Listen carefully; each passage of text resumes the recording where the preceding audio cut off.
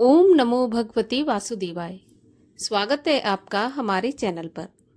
आज के इस वीडियो में आप सुनेंगे वैशाख मास के महात्म के 15वें अध्याय की कथा।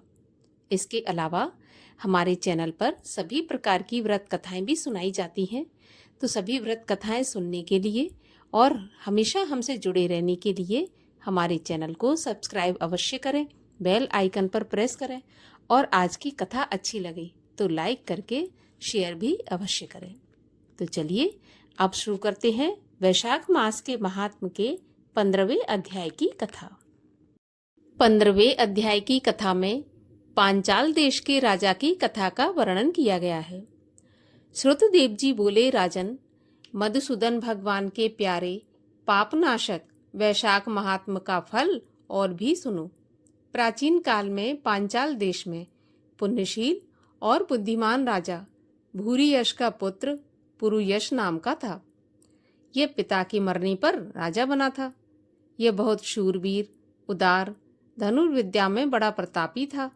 धर्म पूर्वक पृथ्वी पर शासन करता था, परंतु पूर्व जन्म में इसने जलदान नहीं किया था। इसी पाप के कारण कुछ काल में इसकी सारी संपत्ति नष्ट हो गई। रोग के कारण घोड़ा, हाथी सब मर गए।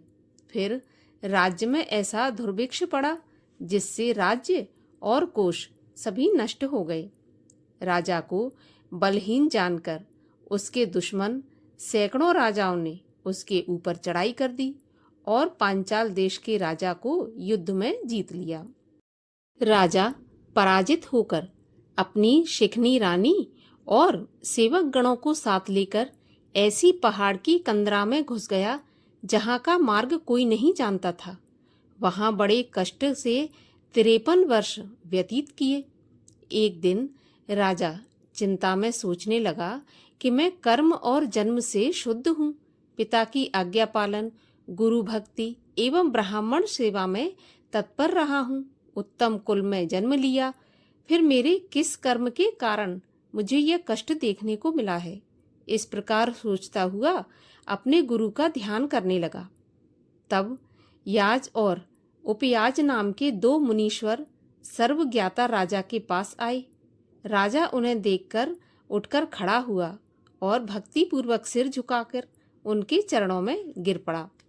तब दोनों मुनियों ने राजा को उठाया और उसके आंसू पोंछे। उसके बाद राजा ने जंगल में पुष्प आदि से उनका विधिवत पूजन किया। फिर राजा ने मुनियों से प्रश्न किया कि हे मुनिवरों, मेरे दुख का कारण विस्तार पूर्वक मुझसे कहिए।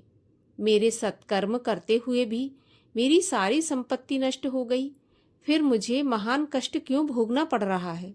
मैंने देवता, पितृ आदि सभी की सेवा तथा सब प्राणियों पर दया की है, फिर ऐसा कौन सा कारण है जो शत्रु राजाओं से पराजित होकर जंगल के कष्ट भोग रहा हूँ। राजा के अत्यंत दुख भरे वचन सुनकर थोड़ी देर ध्यान करके वे दोनों मुनि याज और उपयाज बोले, हे राजन, सुन, तू पहले 10 जन्म पर्यंत घोर पापी व्याध रहा था।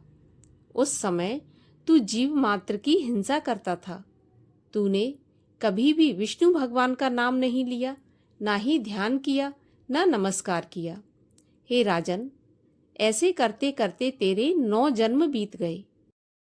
फिर 10वें जन्म में तू स्याय आदि पर्वत पर व्याध का जन्म धारण कर बड़ा निष्ठुर हुआ। मार्ग के पथिकों को कष्ट देता हुआ गौड़ देश की प्रजा का मांस भक्षण करके अपना हित न जानते हुए समय बिताया करता था। हे दयाहीन दुर्बुद्धि, मृग और पक्षियों के छोटे छोटे बच्चों का वध करने के कारण तेरे इस जन्म में संतान नहीं हुई। तेरे विश्वासघात करने पर तुझे सहोदर भाई नहीं मिले। मार्ग में यात्रियों को घोर कष्ट देने से तेरे मित्र नहीं हैं। साधुओं का तिरस्कार करने के कारण तुझे शत्रुओं ने पराजित किया। कभी दान नहीं दिया, इस दोष के कारण तेरे घर में दरिद्रता आई। सदा उद्वेग करने से तुझे देश निकाला हुआ। सबका अहित करने से तुझे अत्यंत दुख भोगने पड़े। पूर्व जन्म में सदा क्रूर कर्म करने से अब तुझे भोजन नहीं मिलता। इन सभी कर्मों के द्वारा इस जन्म में तेरा राज्य छिन गया। अब हम तेरे सतकुल में जन्म लेने का कारण बताते हैं। जब 10वें जन्म में तू गौड़ देश में था, तब पथिकों को बड़ा कष्ट दिया करता था। एक दिन उस कंटकमय वन में 2 धनाढ्य व्यापारी और कर्षण नाम के मुनि आए। तब तू उनका रास्ता रोककर खड़ा हो गया और अपने बाणों से तूने उनको घायल कर दिया, जिनमें एक वैश्य को तूने मार डाला और उसका सारा धन छीन लिया, तथा दूसरा अपनी जान बचाकर अपने सब धन को कहीं लता पताकाओं में फेंककर भाग गया। और कर्षण मुनि भी अपनी मृत्यु के डर से धूप में ही भागे। वे तृषा और धूप से व्याकुल होकर मूर्छित होकर जमीन पर गिर पड़े। तब तूने वैश्य धन कहाँ पटक गया है, यह जानने के लिए कर्षण मुनि के कानों में फूंक मारी तथा कृमि और कीचड़ मिले हुए गड्ढे के जल से उसके नेत्र धोए और पंखे से तू हवा करने लगा। तब मुनि के स्वस्थ चित्त हो जाने पर तू कहने लगा कि डरो मत, तुम्हारे टूटे पात्र व फटे वस्त्रों से मुझे क्या मतलब है। तुम सही सही बताओ, यह वैश्य किधर गया है और उसका धन कहाँ है। तेरे पूछने पर मुनि ने कहा, वैश्य धन इन पेड़ों में फेंककर इस मार्ग से सीधा भाग गया। अपनी प्राण रक्षा के लिए मुनि ने ऐसा कहा था। तब तू मुनि को सुखपूर्वक चले जाने की कहकर राजा के सिपाहियों के पकड़े जाने के डर से घने वन में चला गया। यद्यपि तूने अपनी कार्य सिद्धि के लिए मुनि की रक्षा की थी, उस पुण्य के प्रभाव से तेरा जन्म पुण्यवान विशाल राजवंश में हुआ। अब यदि तेरी इच्छा सुख, राज्य, सायुज्य, मुक्ति आदि प्राप्त करने की है, तो तू इस माधव नाम के वैशाख मास में अक्षय तृतीया के दिन ब्याई गऊ ब्राह्मण को दे। इससे तुझको कोष आदि प्राप्त होगा। शमी की छतरी तथा भगवान की दिव्य प्रतिमा दान कर, प्याऊ लगवा, स्नान कर, माधव भगवान का पूजन कर। इन वैशाख उक्त धर्मों के करने से तेरी विजय होगी एवं साम्राज्य की प्राप्ति होगी। सारे सुख भोग कर अपने समान पुत्र प्राप्त करेगा और सब लोग तेरे वश में हो जाएंगे तथा विष्णु भगवान के तुझे साक्षात दर्शन होंगे, ऐसा पुराणों में लिखा है। ऐसे कुल पुरोहित दोनों ब्राह्मण याज और उपयाज राजा को समझाकर अपने अपने घर चले गए। तब राजा ने पुरोहितों की आज्ञा के अनुसार वैशाख के सब कर्मों का पालन किया और अपनी बची हुई सेना को साथ में लेकर अपने संपूर्ण कुटुंब सहित पांचाल नगरी में प्रवेश किया। जब राजाओं ने उसके फिर से आने की खबर सुनी, तब सबने उस पर चढ़ाई कर दी और घोर संग्राम हुआ।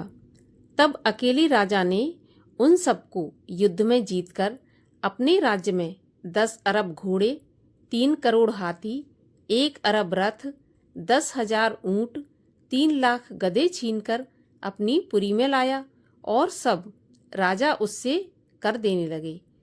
वैशाख के धर्म से तथा मधुसूदन भगवान की कृपा से वह चक्रवर्ती राजा हुआ और उसके बड़े गुणवान, शूरवीर तथा उदार धृष्टकीर्ति, धृटकेतु, धृष्टद्युम्न, विजय और चित्रकेतु नाम के राजा के ही समान 5 पुत्र उत्पन्न हुए। संपूर्ण प्रजा धर्म में अनुराग और विश्वास करने लगी।